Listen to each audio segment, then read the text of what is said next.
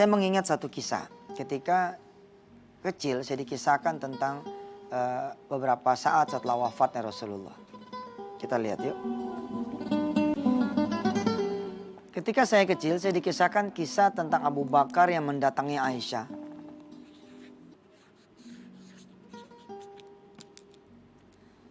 Abu Bakar bertanya kepada putrinya, "Wahai putriku, ayu amalin?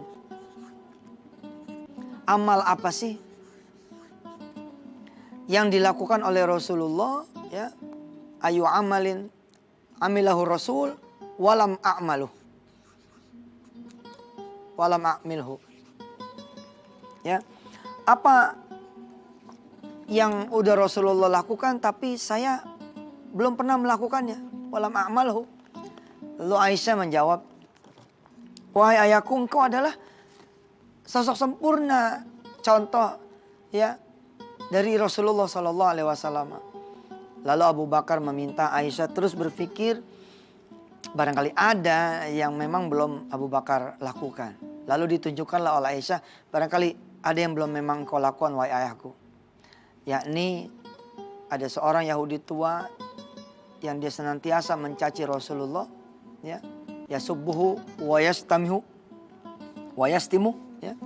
Disebut ini yasubbuhu wa yastamih.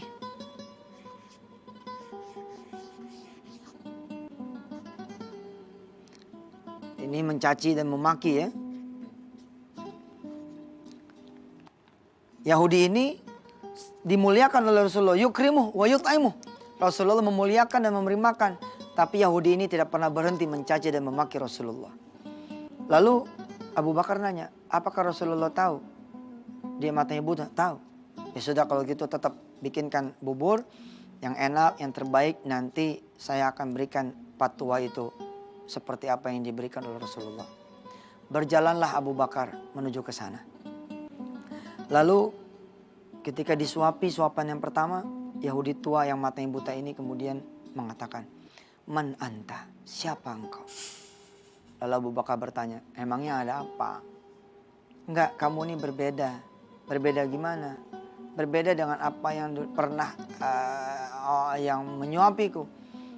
Disuapi lagi suapan yang kedua, nanya lagi, "Man anta?" Di suapan yang ketiga, lalu Yahudi tua yang matanya buta dikisahkan oleh orang tua saya pada waktu saya kecil dan remaja. Abu Bakar ditolak suapan yang ketiga.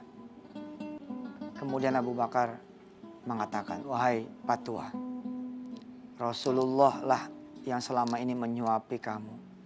Dan Rasulullah pula yang kemudian dicaci dan dimaki. Dan saat ini Rasulullah sudah wafat."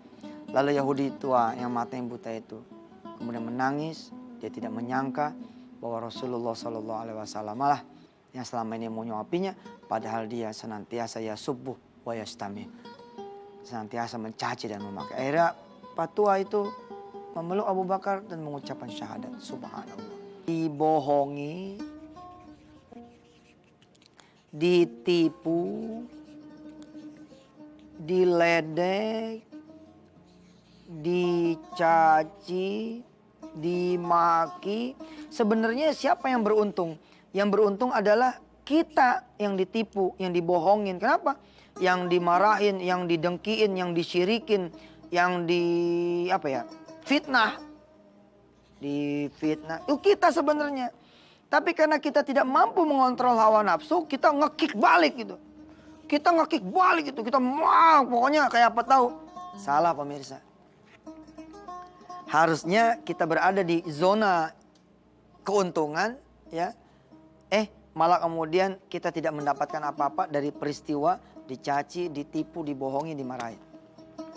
Pertama kita belajar dulu hadisnya.